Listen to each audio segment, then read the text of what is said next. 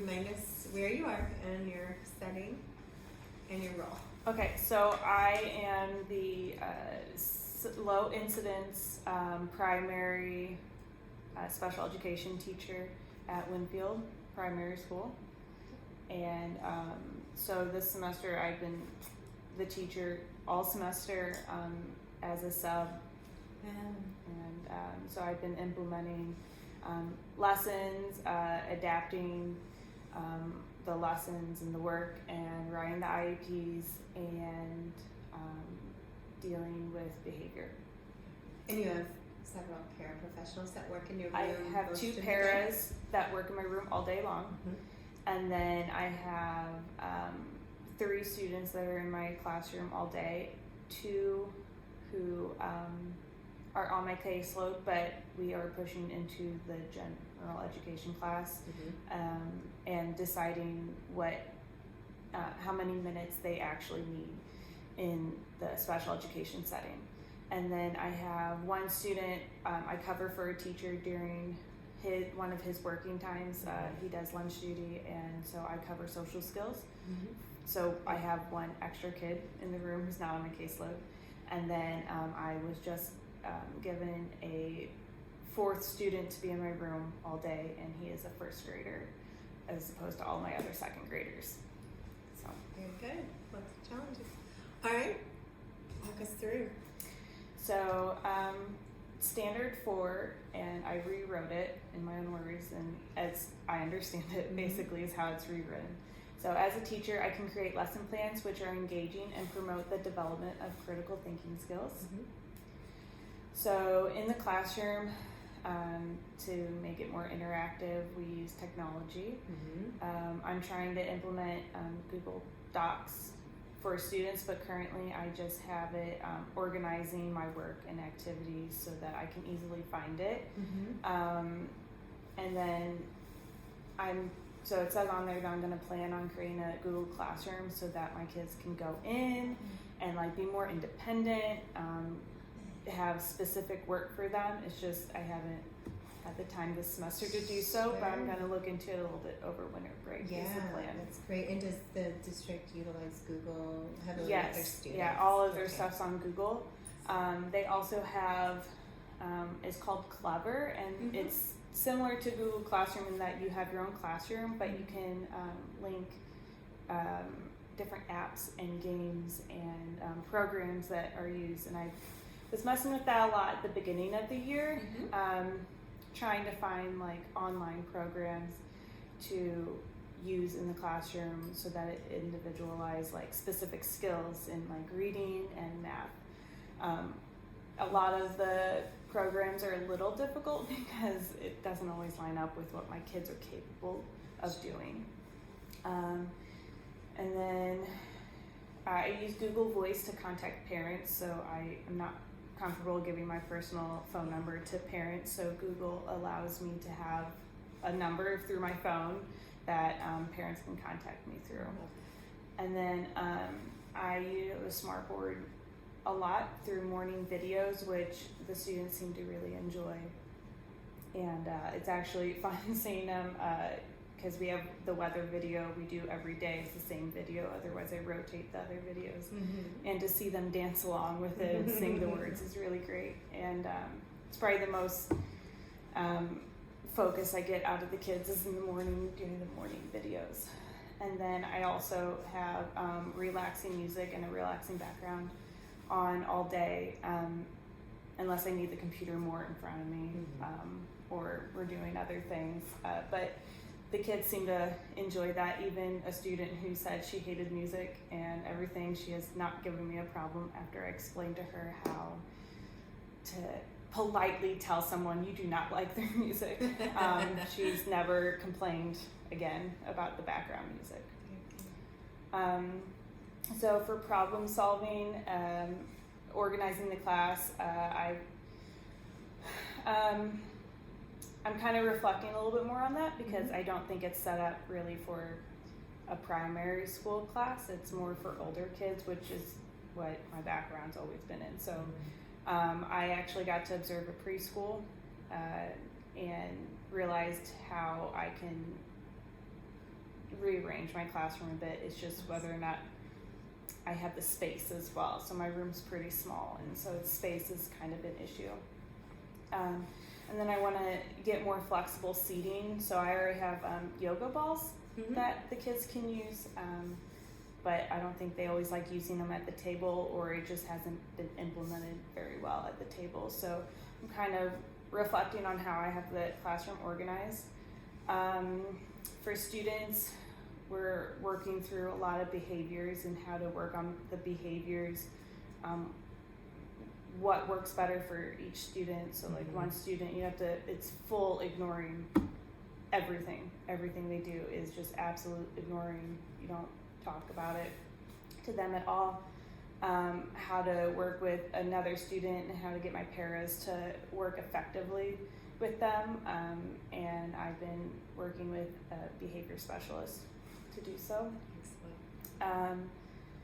And then the other one is trying to find lessons and activities that work for them. So I've been having a hard time getting lessons that work for all of them, because they're all three at different levels and behaviors, and it is a difficult to do that. And as I think you were just explaining, was the preschool that was this semester in one of your inside of your own district that you were able to observe? Yes. Great. So it's downstairs, and the preschool teacher is going to be my new mentor. Your mentor teacher. Great. And so that led to ideas about maybe doing some whole group instruction and then breaking them off into different stations or rotations with different paras, and I love that idea. Yeah, and she also has a background in special education, so she's going to be really great. She knows a lot about sensory stuff and how to incorporate sensory into the centers. So it's just whether or not I have some, and she said I can go down to her room and get whatever, because she rotates her centers, so I have some of the stuff available to me.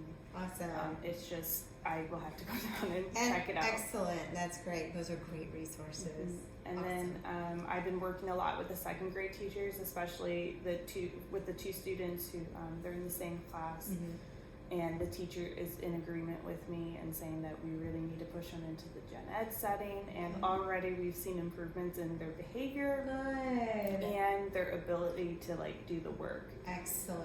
And but I work with them, and I'm working a little bit more with the first graders now because I have a first grader, and so I have access to the second grade and first grade curriculum. Perfect. And it's whether or not I can take it and modify it and everything. Of course. Excellent. For standard 1, as a teacher, I have knowledge of the concept that is being taught and know what tools to use to create meaningful learning experiences which will help maintain student behavior. And then the next one was standard 5. As a teacher, I understand how to motivate and engage my students by getting to know them and using strategies that work for them. I will say I do that 24/7. Yeah. That's what my class is all about, is really just figuring out the student and how to work with them. So for student engagement, I have the morning videos, which most of my students participate in. It's whether or not one student wants to participate in them. And then I'm trying to incorporate more manipulatives and just things that they can use with their hands. Some of the centers I want to do is Velcro kind of stuff and matching, and just being able to show what they know, but without writing it, because writing is such a struggle. Yeah, very good. And then I'm also trying to incorporate educational games. So Lollilo is something on the computer, and it kind of it's for reading, and it tests them can you pronounce the words? Can you read what the word is? Can you spell the word that is being spoken to? And it works for 2 of my students. And one of them, it made us realize how much more she actually knows, and how much she's playing us when it comes to doing work. And that's when a lot of the behavior started, was when we realized where her level was. And then I try to I'm trying to find math games so that they can work on their math skills and counting skills through games. And then some of the centers that I would like to incorporate are word and spelling puzzles. Okay. For classroom management, I'm implementing token boards with my students, which have, sometimes it works and sometimes it doesn't.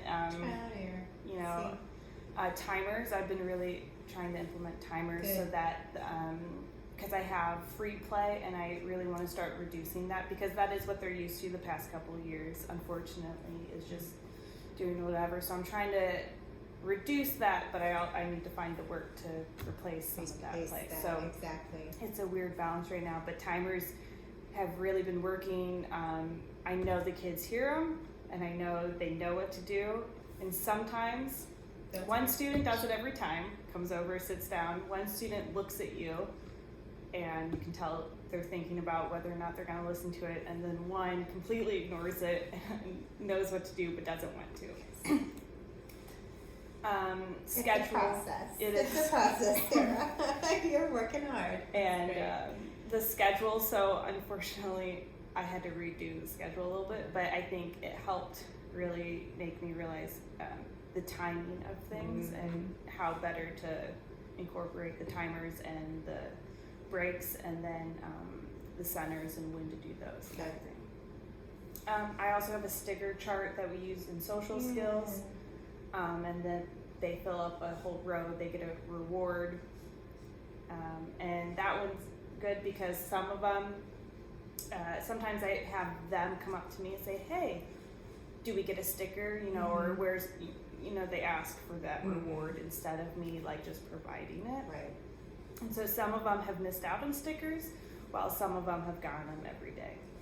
And then I also use fidgets to help kids stay focused, and they really help with my kids that are in the gen ed settings, and they are able to do the work while just fidgeting and sitting there. Good. You've seen success with your students doing that. That's and my para who works with them is understanding how they work now as well. Because I think she was a little confused and she was just thinking that they weren't listening, but I'm like, no, they are listening, but they need to do something else as well. Right. Standard 8, as a teacher, I will reflect on my teaching to determine if it is effective or if things need to change. I will grow professionally by attending PD days and keeping up to date on current educational research. And then standard 9, as a teacher, I will maintain a positive relationship with students, families, coworkers, and the community. So I have the interviews that I did. So the thing I got most from the teacher interview was, she said, find your teacher bestie, which at this school I have, because I'm kind of the odd man out here a little bit. I get along really well with my paras, and I think there is a relationship with them, especially because I spend all day with them. Yes. But I don't have that teacher that I can really sit down and work on curriculum or, you know, lessons and everything. And it like just reminded me of the importance of it, because at the previous school I was at, we had 2 teachers for the self-contained room, and then all the paras, and I worked a lot with them, and they taught me so much, and just how important it is to have that relationship in the classroom, but also outside that classroom. Sure. So we're just not there just yet. Yes. Okay. Yeah. The relationships are building, but they're Good. just not there yet. Sure. And then she also, this wasn't in the interview that I had her answer the questions to, but earlier in the year, because when I was trying to plan the IEPs, I told her how I do struggle with future planning. And that's always been a struggle for me. Sure, just that long range planning, you're not alone. But we've had a lot of conversations about that. Yeah, and she kind of explained how, like at the beginning of the year, how to find out when the IEPs are due, mark on your calendar when they're due, when, like the day you need to inform of an IEP meeting and everything, and kind of how to plan that. And that one kind of stuck with me, even though I haven't really sat down to do that. I have all the IEPs and I have 2 due next semester, but it's the sitting down and really planning it.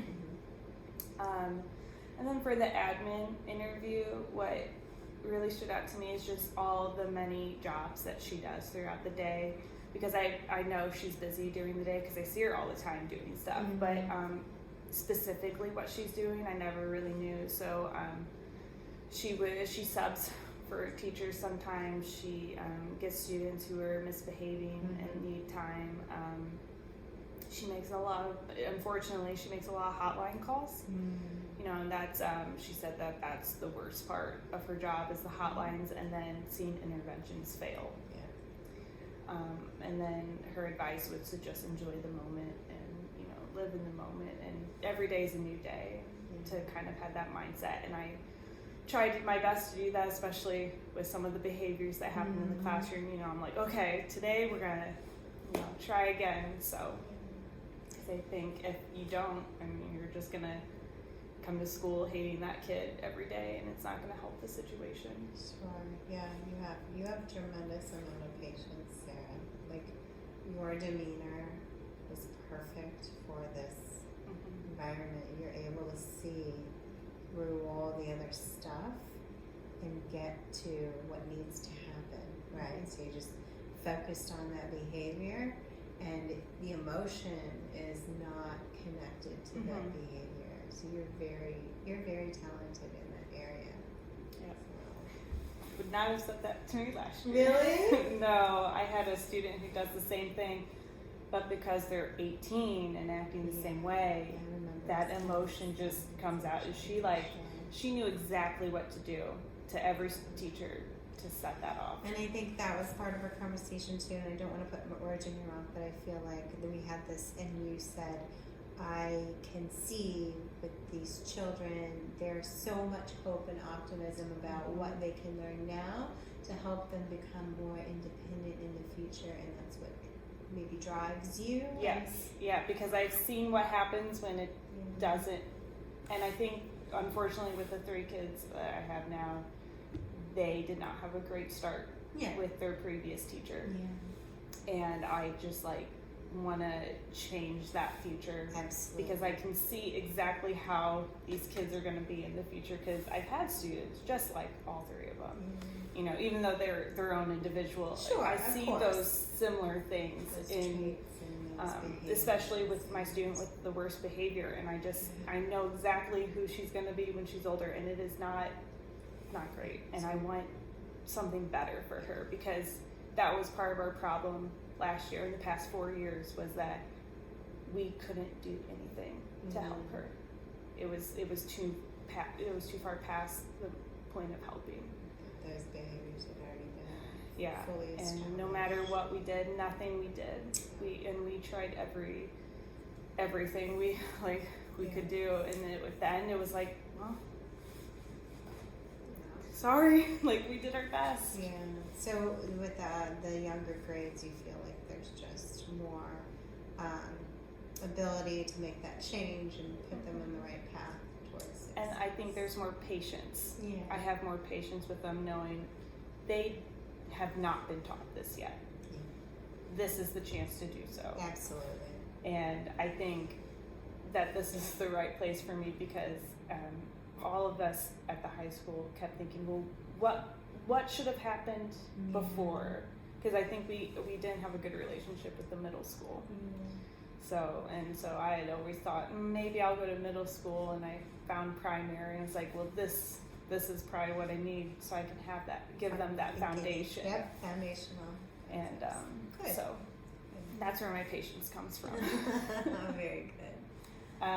So when we went over our midterm goals and planning, so long-term planning, that's always a struggle for me, and I feel like I'm slowly getting better at it. It's just whether or not I can stick with it, because I do have ADHD, so that does play a big role in that, and so does the depression part. And so when, unfortunately this semester, when they did, it just nothing was working out with everything. It did have an effect on that, but I know what I need to do, and like I tried to fix it. So, but I do know that is still an issue for me. We talked about IEP goals, and now that I wrote that down, I don't remember, but I feel more confident writing the IEP goals. Good. And I think it just took a couple times into like the first IEP I had. It was like within the first month I was there, or right at the beginning of the second month. Well, I don't know anything about the student. They refused to do work, like, and so the mom was very just like, she was very understanding, like, I am trying, like, but let's stick with most of these goals and everything. And I didn't really write anything, so there was a big disconnect there. And then when I had these other two, I felt more confident writing them because I saw a little bit more of what they could do, where they should, like, their goals should be at, instead of having them too advanced or, unnecessary. You had ones. some more evidence, some data, some information about where they were in their abilities and developmentally where they were. So, Yes. Yeah, more informed, right? Yes. Yeah. And with experience, things always become easier. And so hopefully you're able to run those by someone who's experienced, and then that brings some validation, like, oh, okay, I did do it right, all right, and then you'll boost your confidence. Yeah, and one of the things that just popped in my head was that my mentor teacher did talk about, she always went through the IEP and changed everything and had it ready to go by the IEP day or the IEP meeting, and I haven't done that. I was trying to get the parents a little bit more involved, especially in the one who I wasn't sure if she trusted me. Okay. But I think these next two IEPs, the ones where we're reducing minutes, I think I'm going to have everything changed in the IEP ready to go. Wow. I would like to do that. Okay, excellent. Just because so much of it's changing, and I just want to like tell the parents, like, this is what they need. Okay. And then I am struggling a little bit still with getting the data, like a good way to collect that data. Like, I see it and I observe it and I know what they need, but I don't like have that like very strict hard data like this is, and so that's been a little bit of a struggle with me, but I'm trying to find a way to get that as well. Do some diagnostics. Yeah. Okay. And then work-school balance, which is a bit of a mess, but I'm hopeful for next year because I think it's all going to line up together. Yeah. And then reflection, I kind of mentioned all of those things. So. Balance between teaching lessons and working on IEP. Yeah, because you don't have time carved out for planning or writing IEPs. Yeah. That becomes a problem. It is. And I think if I just look through one of the grade level curriculums and line up what's going on in their classes to what we're doing in our class and trying to adapt it to my students will help a lot. Much more successful structure. Yeah, but again, time is a problem. And then specifically for the IEP goals, that is where the centers are going to come in. And that's where I'm going to test them for centers.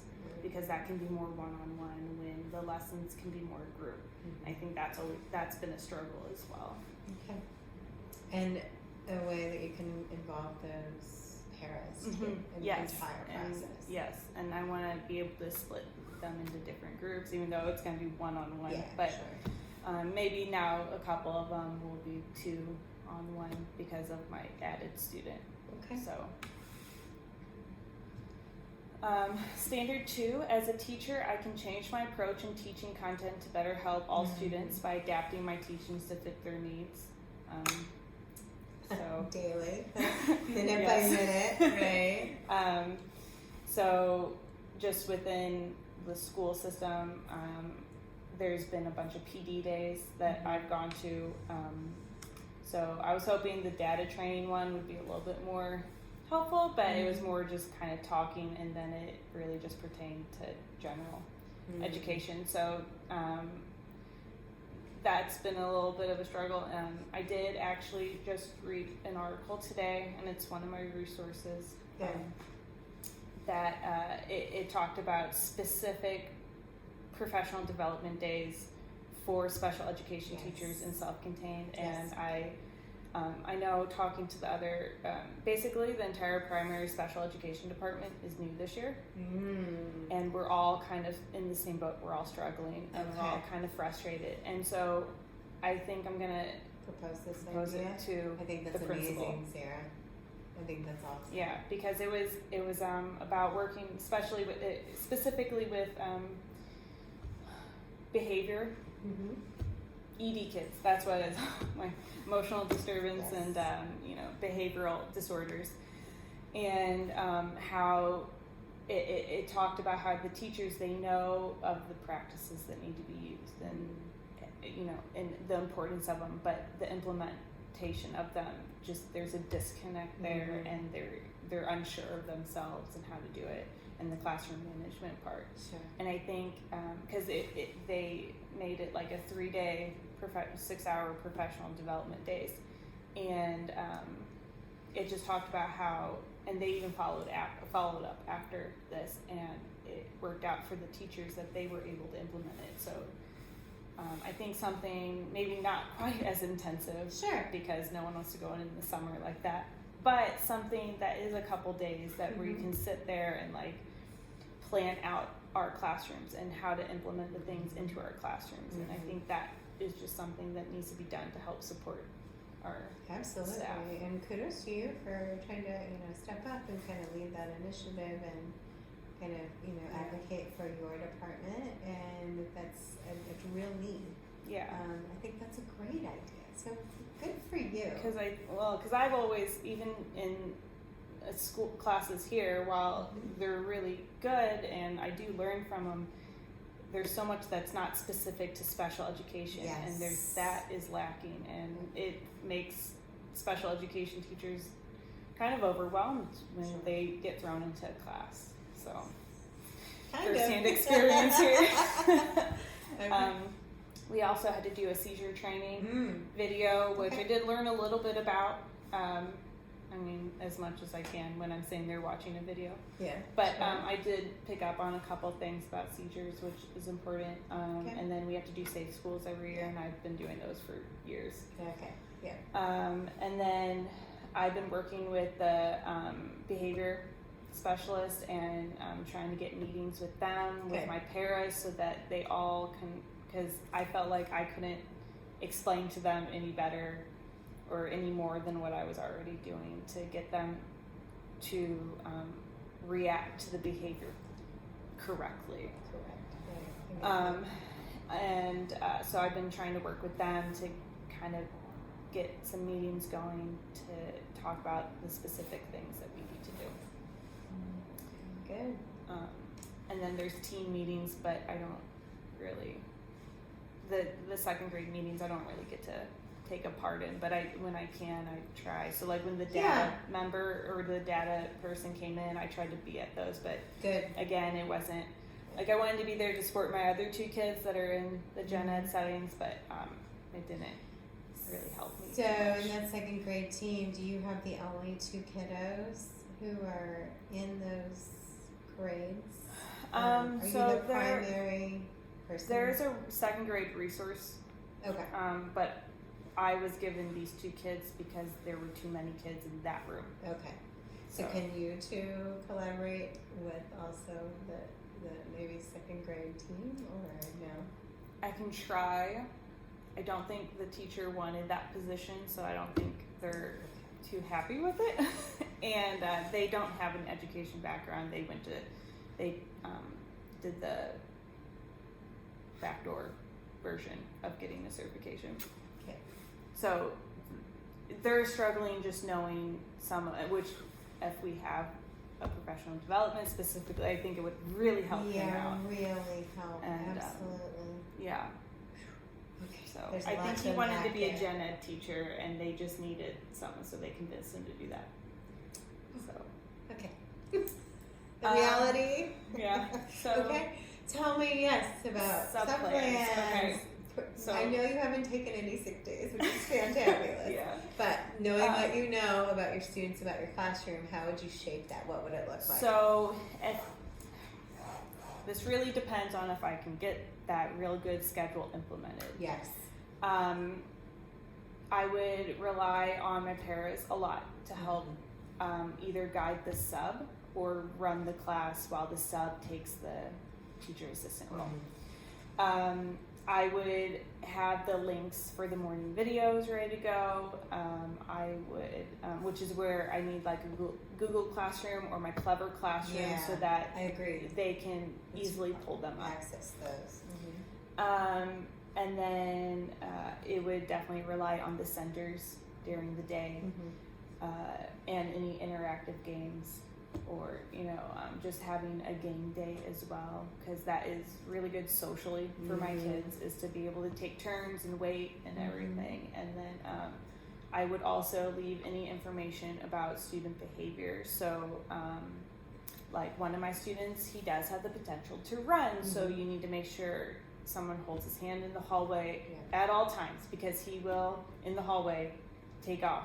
Sometimes he'll say run and then take off, or he will just drop whatever he's holding and take off if you're not holding his hand.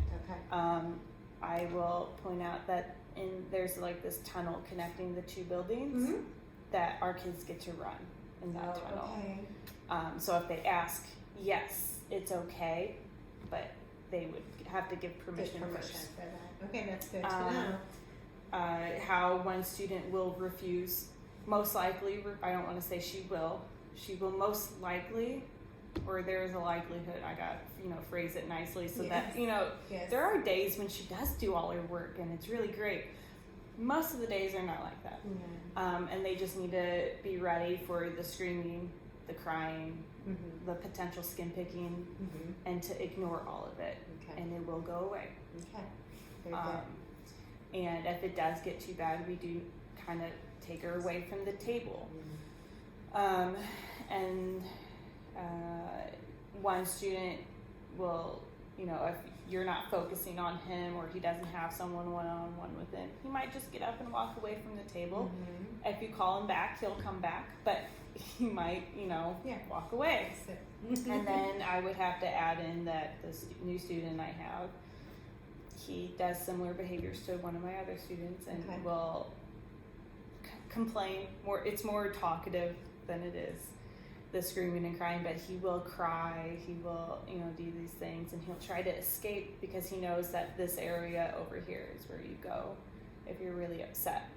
And so I have to find the balance of him escaping to that space, but that won't be, hopefully by then I'll have it, but it'll just have information about that, and how he doesn't get to use trains if he's going to act like this. Like that's the first thing that gets taken away, because that's kind of the incentive to do the work. So there's different systems you have in place and rewards and so all right, it's a good plan. And then the classroom management plan, I didn't add it in here, but I don't know if that it was what I was supposed to do, but I had like a 12-page. Yeah, it's very similar to what you've probably already done. Yes. Only it's going to be reflective of your classroom. Yes. So that's awesome. So it kind of incorporates a lot of stuff I've already talked about. Perfect. And things. I think it does. I was a little tired writing it. I'm sure, but there's so much in 12 pages. Yes, I wrote it in over 2 days. You're awesome. So look at you go. It's just towards the end, I can't promise that it has much content in it. It might just be like more ramblings than anything. So a year ago, would you have been able, or I'm sure you probably did, create a classroom management plan where you could envision one for yourself? So doing it reminded me of when I was undergrad, and I had to do the same thing. And I think I found it because I took it out of Folio Tech, because I didn't want them to think that was the one.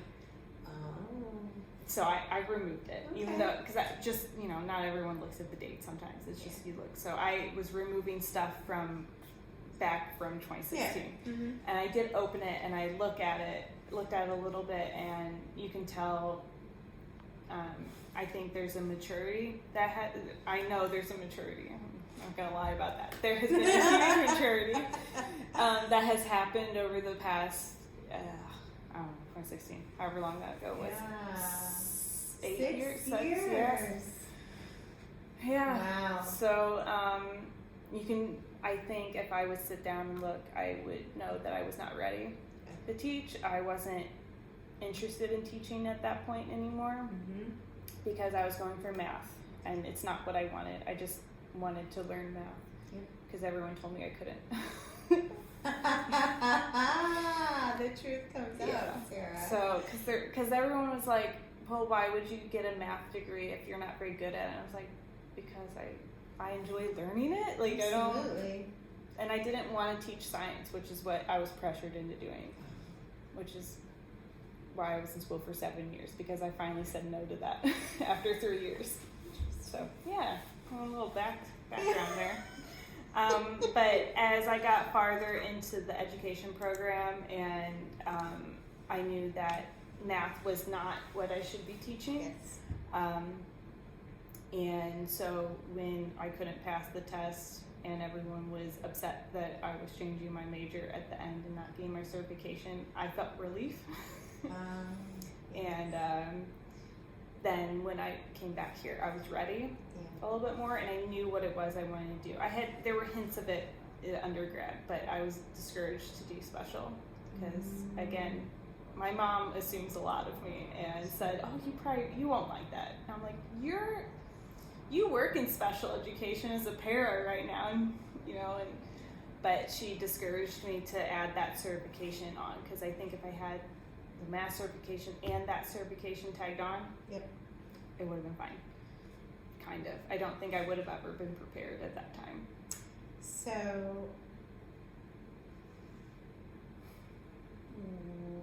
when was the point where you said to yourself, I think I'm kind of interested? And then when was at the same point where you said, I think I'm really interested? So in special, so I got interested in special during undergrad, when I was starting to realize math was not the subject that I needed to teach. And I did some observations more.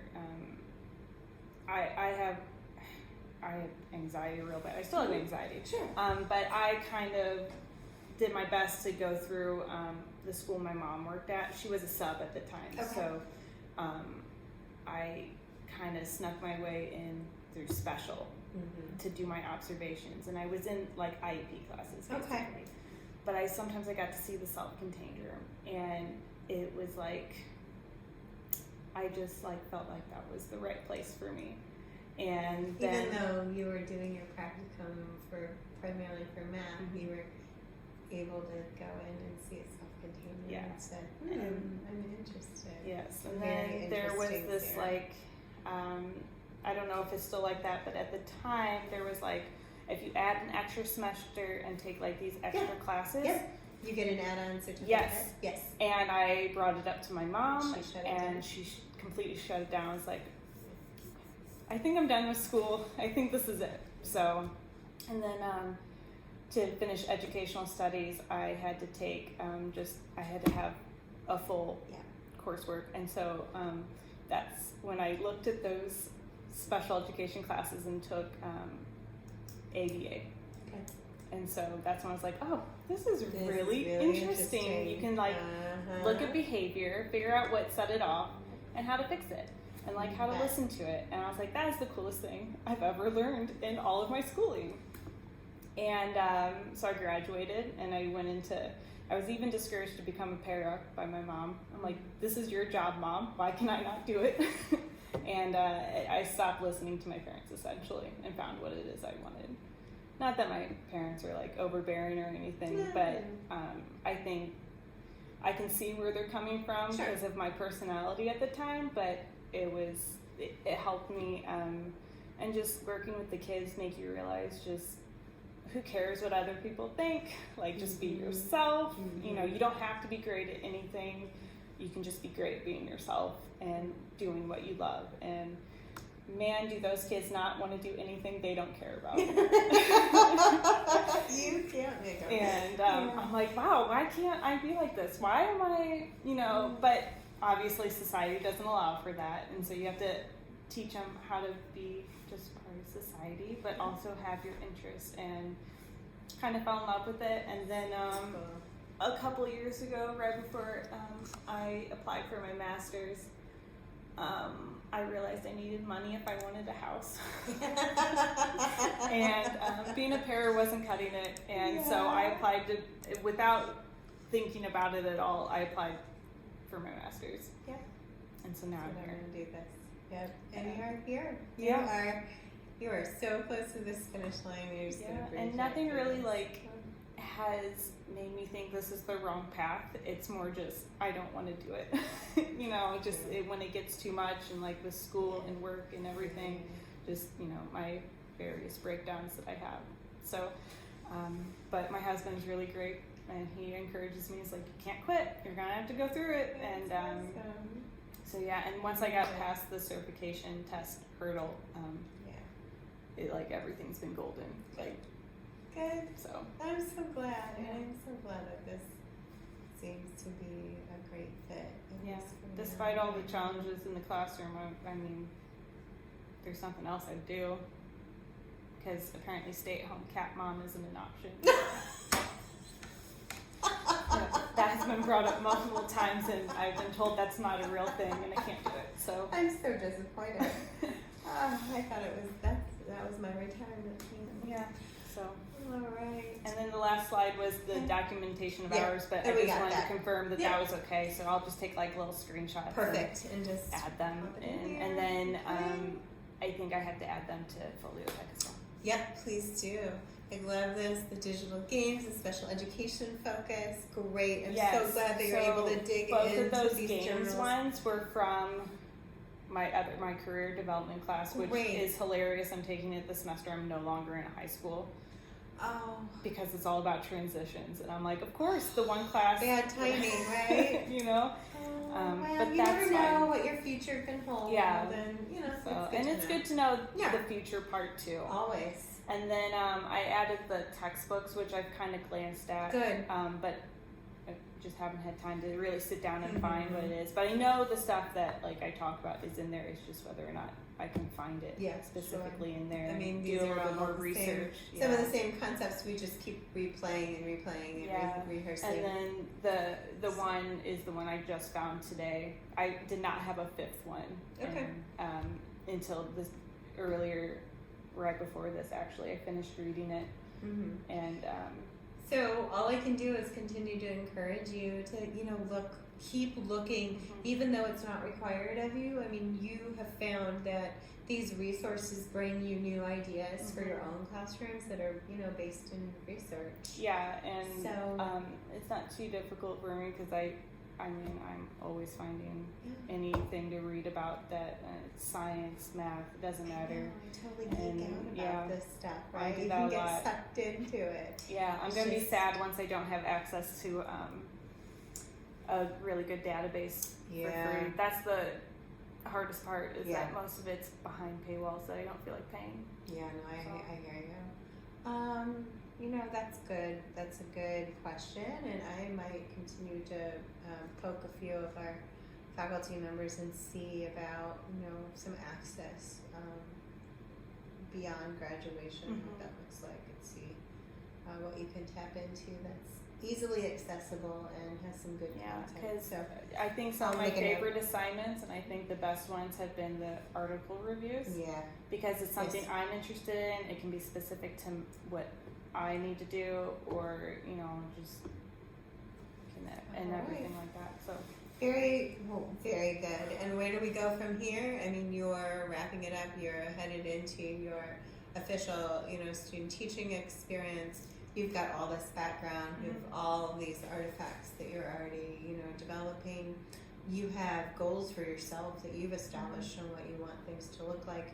You have a new established mentor. Hopefully we have some time to meet with the mentor. That's my biggest concern, is the time. And I think next semester there will be a lot more time compared to what it was this semester because I totally understand not doing anything else but student teaching.